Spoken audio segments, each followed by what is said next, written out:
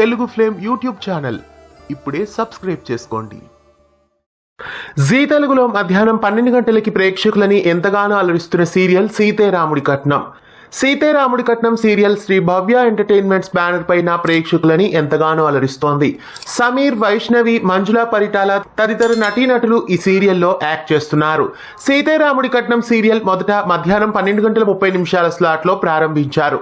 అయితే ఉమ్మడి కుటుంబం సీరియల్ కోసం ఈ సీరియల్ ని 12 గంటల స్లాట్ కి షిఫ్ట్ చేసి సీతే రాముడి కట్నం సీరియల్ ని 12:30 స్లాట్ కి షిఫ్ట్ చేశారు.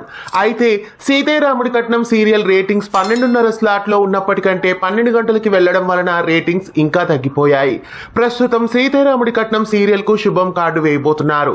సీతారాముడి కట్నం ధారావాహికలో స్టోరీ కూడా ఇక ఏమీ లేదు కాబట్టి సీరియల్ కు శుభం కార్డు వేయాలని నిర్ణయించుకున్నారు.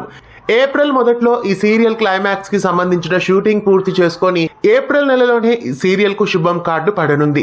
జీ తెలుగులో మధ్యాహ్నం స్లాట్ లో తక్కువ రేటింగ్స్ తో టెలికాస్ట్ అవుతున్న సీతారాముడి కట్నం సీరియల్ కి శుభం కార్డు వేయబోతున్నారు. అయితే ఇది అందరికీ షాకింగ్ న్యూస్ అని చెప్పాలి.